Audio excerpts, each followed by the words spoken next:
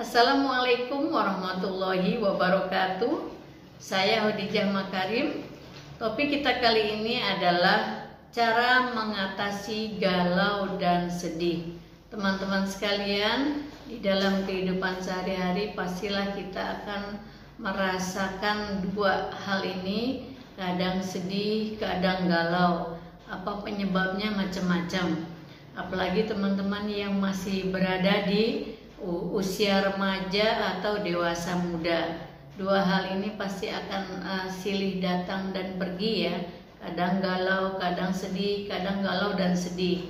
Nah, sekarang kita lihat sebetulnya apa bedanya antara galau dan sedih, kemudian bagaimana cara mengatasinya. Nah, galau itu sebetulnya adalah sesuatu satu kata yang sudah lama sebetulnya. Di era tahun 80-an pun itu sudah ada kata galau itu ya, terutama pada lagu-lagu itu sering ada kata galau itu. Tapi banyak orang yang kurang peduli gitu apa yang dimaksud dengan galau itu. Tapi baru kemudian populer kata galau itu setelah para milenial mempopulerkannya kembali, sehingga kata yang sudah lama itu terkesan menjadi baru gitu. Jadi banyak kelompok masyarakat yang menganggap kata galau itu adalah kata yang baru ya, tetapi sesungguhnya itu adalah sudah lama. Nah, galau itu sebetulnya adalah pada saat orang harus memilih ya, memilih dua hal yang dua-duanya disukai, tapi kita tidak bisa melakukan dua itu sekaligus, tetap harus dipilih salah satunya. Atau kebalikannya, memilih dua hal yang dua-duanya tidak disukai, dua-duanya negatif, tapi kita berada pada situasi yang harus memilih satu di antaranya. Jadi itu namanya konflik. Jadi perasaan galau itu ketika kita berada dalam konflik batin. Jadi harus memilih salah satu dari dua-dua yang kita sukai, atau salah satu dari dua-dua yang dua-duanya kita tidak menyukainya, tapi pada kondisi itu kita harus memilih. Nah, itu ya konflik. Nah, bagaimana sinonimnya? Kalau sinonimnya itu galau itu berat pikiran gitu ya, bingung harus memilih yang mana, bingung untuk mengambil keputusan ya. Jadi akhirnya timbul rasa gelisah yang lebih populer pada saat ini disebut galau. Jadi galau itu pada saat kita harus memilih, ada perasaan yang bingung, disitulah galau. Ya, jadi bagaimana kita berada pada situasi itu, jangan sampai larut ya. Jadi kadang galau itu juga diistilahkan dengan gundah gulana ya, gundah gulana.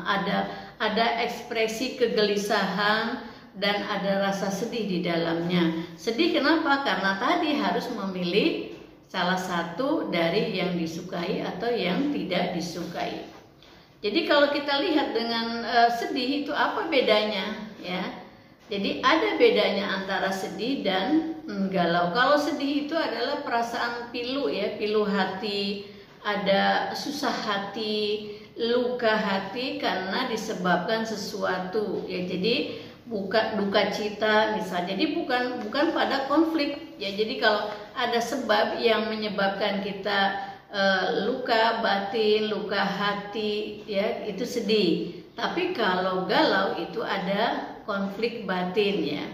Nah, jadi kalau kita lihat, kalau sedih itu kan lawan katanya itu gembira ya, gembira, bahagia, asik lah gitu.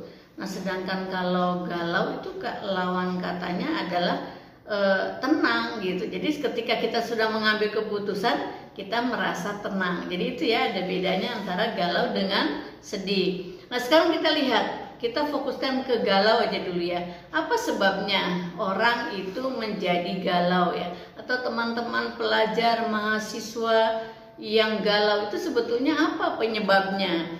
Nah, sebetulnya kalau kita lihat bahwa galau itu adalah karena kita banyak pikiran. Pikiran itu akan mempengaruhi perasaan kita, dan perasaan akan mempengaruhi perilaku. Jadi ekspresi dari prosesnya adalah dari pikiran mempengaruhi perasaan, dan perasaan akan berekspresi, akan terekspresi dari perilaku yang muncul gitu ya. Jadi kalau kita lihat, galau itu terjadi saat kita mempunyai harapan sesuatu tapi nggak kesampaian, itu juga bisa menjadi galau.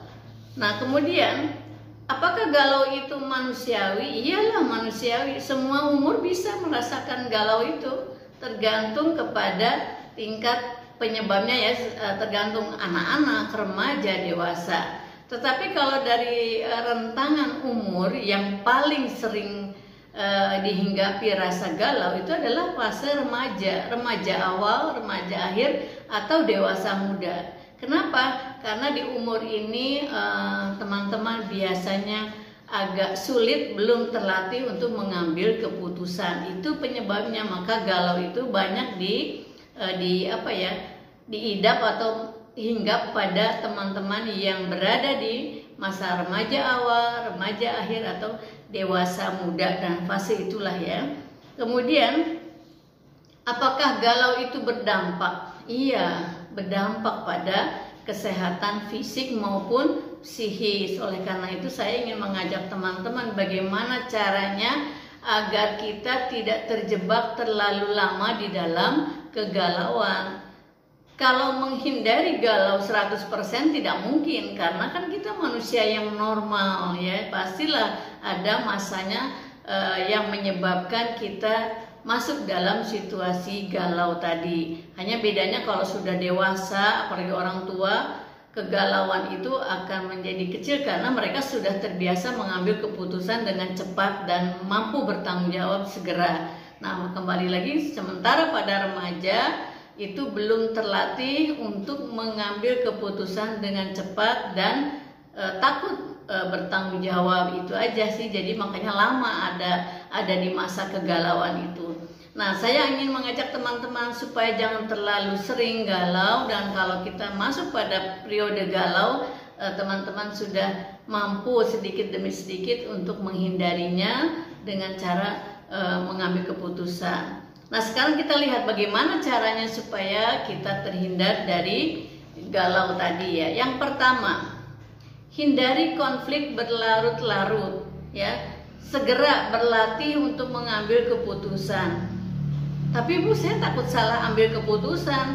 Iya, kalau untuk mengambil keputusan, kita bisa tanya ke beberapa orang atau orang tua, guru, ataupun teman siapa. Kemudian berpikir, tanya hati nurani. Kalau sudah itu, lakukan, ambil keputusan. Persoalan salah itu kan bisa diperbaiki nanti, nggak apa-apa. Kalau kita takut salah, nanti kita tidak terbiasa untuk mengambil keputusan. Yang kedua, bicarakan masalah teman-teman yang mengganggu tadi, yang membuat pikiran jadi galau, perasaan nggak enak, itu kepada orang yang tepat, yang dikira-kira orang itu mampu memberikan solusi. Nah, solusinya seperti apa nggak usah terlalu dipikirkan, kira-kira dia bisa kasih solusi nggak, walaupun kecil nggak apa-apa perannya ya. Bicarakan kepada mereka sedikit demi sedikit dulu. Kemudian yang ketiga adalah banyak membaca buku, jurnal, majalah ya, dari online atau yang tercetak, yang baik yang terkait dengan masalahmu yang sedang dipikirkan, atau juga tidak ada sama sekali, nggak apa-apa, mungkin populer, hiburan dan sebagainya, itu untuk menenangkan batin. Nah, kalau sudah tenang, insya Allah nanti akan mudah di dalam mengambil keputusan sehingga tidak berada dalam konflik yang berlarut. Yang keempat adalah lakukan gerakan olahraga ringan sesuai dengan kemampuannya. Mau di dalam rumah, di sekitar rumah, atau agak-agak jauh, nggak apa-apa. Supaya apa? Itu tadi, supaya rileks aja, supaya kita mendapatkan ketenangan untuk mengambil keputusan tadi. Jadi arahnya tetap adalah kemampuan pengambilan keputusan tadi ke sana ya. Kemudian yang kelima ya, Yang kelima, lakukan liburan sederhana. Ya, liburan di mana? Liburan di rumah misalnya, untuk tidak mengerjakan pekerjaan yang berat-berat, liburan aja dulu. Kemudian makan makanan yang kamu suka, atau kemudian liburan dengan teman agak-agak jauh, nggak apa-apa, sesuaikan dengan situasi. Tidak harus mahal ya, jadi boleh di dalam rumah, di sekitar rumah ya, dengan teman-teman terdekat, atau kamu sendiri menikmati masa liburanmu, terhindar dari pekerjaan-pekerjaan yang rutin misalnya. Nah, itu adalah meliburkan dari rutinitas, itu penting ya. Jadi itu bisa menjadi rileks. Jadi usahakan 1 atau 2 hari tidak usah mengerjakan pekerjaan yang rutin gitu ya. Kemudian melakukan hobi ya. Hobi sesuai kesukaan teman-teman. Hobi itu adalah sesuatu yang kita kerjakan kalau ada waktu luang. Macam-macam lah bisa kita pilih ya. Kalau misalnya mahasiswa, apa hobinya? Kalau pelajar, apa hobinya? Sesuaikan dengan umur dan kemampuan masing-masing berekspresi di hobi itu. Kemudian yang ketujuh adalah mendekatkan diri kepada Yang Maha Kuasa sesuai dengan keyakinan masing-masing ya. Jadi kalau pada saat amat gelisah, amat galau itu, kalau di dalam Islam misalnya ada sholat hajat, ada sholat istikharah, mungkin nanti yang beragama lain yang dengan keyakinannya masing-masing, apa yang harus dilakukan? Mendekatkan diri kepada Tuhan Yang Maha Kuasa. Kemudian kenapa ini yang harus kita lakukan sampai dengan nomor 1 sampai 7 tadi? Itu adalah cara kita mengambil situasi tenang ya. Kalau sudah tenang, lalu kita mampu mengambil keputusan. Jangan berada di konflik yang terlalu lama tadi, supaya kita terhindar dari galau. Lalu kalau sedih bagaimana? Nah, kalau sedih, misalnya kamu sedang sedih, itu jangan berbohong caranya. Kepada siapa? Kepada orang-orang yang di sekitarmu. Kalau lihat ekspresimu lagi sedih, terus ada teman misalnya bilang, ataupun orang tua atau siapa, anggota keluarga, kamu kayaknya lagi sedih ya? Oh enggak, itu jangan. Iya, saya memang lagi sedih gitu. Nah, persoalannya nanti kamu mau cerita atau tidak, itu nggak apa-apa, itu pilihan. Tapi nyatakan kalau kamu lagi sedih. Nah, jadi tergantunglah ya siapa yang bertanya. Kalau situasinya memang pantas untuk mengatakan sedih, itu lebih baik. Mengapa? Karena dengan mengekspresikan, dengan menyatakan bahwa kita sedang sedih, itu biasanya membawa ketenangan. Jadi plong gitu ya, bahasa sederhananya, bahwa ada orang lain tahu bahwa saya sedih gitu ya. Nggak usah dibilang enggak sih, nggak apa-apa, saya nggak sedih, jangan begitu. Ya, saya memang lagi sedih gitu. Ada sesuatu hal yang menyebabkan saya sedang sedih. Nah, bisa jadi kalau temanmu itu cocok, mungkin nanti akan tanya lebih lanjut dan kemudian memberikan solusi baik direktif maupun non direktif. Nah, jadi teman-teman itu ya, contohnya bagaimana cara, maksud saya tahapan 1 sampai 7 tadi adalah kondisi ya. Jadi dari 1 sampai 7 nanti akan membawa kondisi teman-teman itu ke perasaan yang tenang, kemudian mampu mengambil keputusan sehingga berhenti dari galau. Galau yang pertama pada saat masalah itu. Nanti akan ada galau-galau yang lain ya. Jadi bukan berarti dengan satu galau itu kita selesaikan kemudian kita tidak akan ada lagi kegalauan dalam hidup kita. Pasti ada. Jadi satu tahap selesai, paling tidak adalah saya ingin mengajak teman-teman untuk punya kemampuan mengambil keputusan sehingga kalau masuk dalam wilayah kegalauan tidak larut berlama-lama, cepat mengambil keputusan, tidak konflik, dan alhamdulillah kalau demikian bisa menjadi tenang. Tenang di dalam rangka menyelesaikan studi atau pekerjaan ya. Jadi itulah teman-teman sekalian, supaya janganlah kehidupannya masuk di dalam kegalauan yang berlarut. Demikian, mudah-mudahan bermanfaat. Sampai ketemu di lain kesempatan.